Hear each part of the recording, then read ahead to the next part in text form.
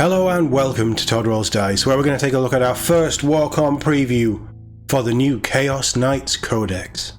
Today we're going to focus on the detachments, and there is some coming later this week. There's a little tease at the end of this article for Crusade. Hopefully we'll get a third one, we will see. I'm not entirely sure how much they want to give away with the Knights having so few units. But hopefully this is a good one. I hope that this Codex, and by extension Imperial Knights, because they're basically the same book, aren't they? Just with a slightly different religious flavour. I hope that this puts them in a usable place where they don't feel absolutely horrible to go against. Also, they're not useless to play. My whole understanding of Knights is big, tough, hard to get off the board, unless you've got the right list tailoring, but probably not great at holding objectives and keeping objectives in an objective movement-based game, which I think 40k has pushed itself into. So very killy, just few in number. Hopefully this finds a decent balance between the two and doesn't make them weaker, but makes them a little bit more objective grabby, if that makes sense. But let's get into this one. Spread terror and acquire glory with the new Chaos Knights Detachments. Waves of terror ripple across the battlefield and earth-shaking steps thunder from the gloom. It can only mean one thing: the Chaos Knights are coming, and alongside the updated datasheets and Crusade rules in their codex, they'll have all new ways to deploy with a slate of fresh detachments. Big words for big knights. The new codex contains 4 detachments. There is the Grotmus one I think should still apply as well, so that would give you 5. The Grotmus one actually sounded pretty good, with the newly improved Tritoris Lance boosting the army's dread abilities and general performance, while the Infernal Lance channels the powers of the warp to infuse knights with malefic strength, but at a price. Both of these work great when fielding a mixed force of larger knights and war dogs, but if you prefer to swing fully one way or the other 2 detachments have some enticing options. The Lords of Dread care about one thing only: their own personal glory. And they view war dogs with open contempt. Instead, they're all about dominating the battlefield in their titanic Questoris pattern knights. And for all their egomaniacal excess, they're well practiced at taking and holding ground without the support of their lessers. Okay, so this kinda sounds like what I was saying. Detachment rule: Lords of Dread, Tyrannical Court. Improve the objective characteristic of Chaos Knight character models from your army by 2. In addition, once per battle round, if your warlord is on the battlefield, you can use the Claimed for the Dark Gods stratagem for 0 CP. Claimed for the Dark Gods is a 1 CP stratagem. When start of any phase, target 1 Chaos Knights character unit from your army that is wholly within 1 or more objective markers you control. Effect: select one of those objective markers. That objective marker remains under your control with a level of control of 5 unless it would otherwise be higher, until your opponent's level of control over that objective marker is greater than yours at the end of a phase. So you can, for free, once per battle round, as long as your warlord is on the battlefield, which means they're still alive, for free you can have sticky objectives with a level of control of 5 or higher, depending on what your level of control is for your unit.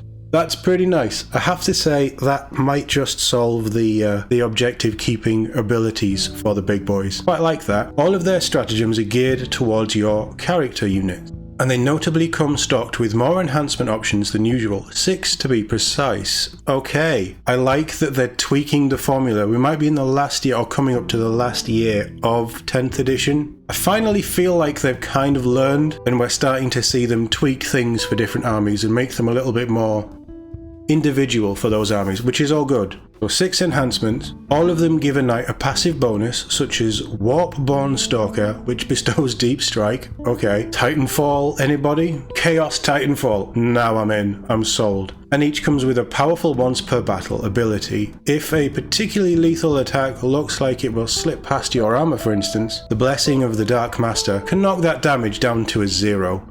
Once per battle, but that's very nice. So Warp-Born Stalker, Chaos Knights model only. The bearer has the Deep Strike ability. In addition, once per battle, at the end of your opponent's turn, if the bearer is not within engagement range of 1 or more enemy units, you can remove it from the battlefield and place it into strategic reserves. So not only does it have Deep Strike, but it has a once per battle uppy downy on a knight. This sounds fun. And then Blessings of the Dark Master, Chaos Knights model only. The bearer has the stealth ability. You're going to have to explain how a knight has stealth, but I'm all for it. In addition, once per battle, after you make a saving throw for the bearer, you can change the damage characteristic of that attack to 0. That's gruesome. I love it. They both sound great. For maximum arrogance, why even bother swinging your weapons at the swarm chattering down when you have some perfectly good feet with which to paste them? One sweep of your titanic talons and they'll be crushed like vermin, so you can get on with the important work of hunting down worthier foes. Crushed like vermin is a 1 CP stratagem. When your movement phase just after a Chaos Knights character unit from your army ends a normal move, target that Chaos Knights character unit. Effect: select one enemy unit excluding monsters and vehicles that your unit moved over during that move and roll 6d6. For each 4-up, that enemy unit suffers 1 mortal wound. If 1 or more models are destroyed as a result of this stratagem, that enemy unit must take a battle shock test. That sounds perfect for knights. Big stompy knights doing big stompy things and leaving a wake of battle shock around? 100% yes. Chaos Knight players, so far, let me know in the comments, has this been worth the wait? If, on the other hand, you can't stand the posturing of the selfish elite and want to muck it up with the War Dogs, the Lance Pack Hound is getting a Battle Force box and lets you ignore the big guys entirely. As War Dog units don't normally have the character keyword, this detachment lets you choose 3 units to gain it, so you can upgrade them with stratagems and make one your warlord. Okay. Detachment rule: Hound Pack Lance marked prey. At the start of your command phase, select 1 unit from your opponent's army. Until the start of your next command phase, each time a War Dog model from your army makes an attack that targets that enemy unit, if that unit is visible to the attacking model, the attack has the Sustained Hits 1 ability. Okay. Keywords: while using the Hound Pack Lance detachment, the following rules apply. Your army must include 3 or more War Dog units. War Dog units from your army have the battle line keyword, nice. When you muster your army, select 3 War Dog units from your army. Until the end of the battle, those units have the character keyword. Designer's note: this means that the selected units can be given enhancements and one of them can be selected as your warlord. I quite like this as well. How many War Dogs can you use in a Lance Hound pack? At our estimation, it's about 13, which is a lot of corrupted steel for the enemy to hold back. We're particularly fond of an enhancement that gives one the super heavy walker rule, so it can steamroll through enemy units like they're not there. Enhancement: Prey Slayer's Mantle. War Dog model only, the bearer has the super heavy walker ability. I don't know what the super heavy walker ability is, but it sounds super heavy. And then we have a CP: Hungry for Combat. 1 CP when start of the fight phase. Target 2 or more War Dog units from your army within engagement range of the same enemy unit. Effect: select 1 enemy unit within engagement range of those War Dog units. Until the end of the phase, models in those War Dog units can only target that enemy unit. But each time a model in one of those War Dog units makes an attack, an unmodified hit roll of S+ scores a critical hit. S+? Are we getting new dice? I think that's meant to be a 5. I'm going to go with 5, because S+ on a 6-sided dice sounds a little bit unreasonable. I quite like that though. Alright, you kind of ganging up on a unit there, but I quite like that. Looking forward to getting your heavy metal traitors stuck into the slaughter. Come back to the Warhammer store on Saturday for pre-orders on the Codex, the new Knight Ruinator, and other accessories. And the big War Dog Battle Force. We'll see you again in a few days to look over the Chaos Knights updated Crusade rules. Oh, maybe we are only getting 2 articles. I'd like another one. That sounded really fun. I don't really know what you can show off because you can't do a lot about units, can you? Although they could do mind you, we've already seen the Ruinator. You know, as somebody who has no interest in building and painting knights, these rules sound incredibly fun and I kinda want to do them. Lance Hound Pack sounds great. Just running around with the little ones that I think are the cooler looking models. I have to say, I really like the War Dogs. Chaos ones specifically.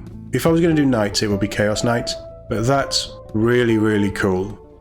But also, the Tyrannical Court sounds really good, and there's some wonderful enhancements and stratagems by the looks of it. This is only a preview, this is obviously to get you excited about it.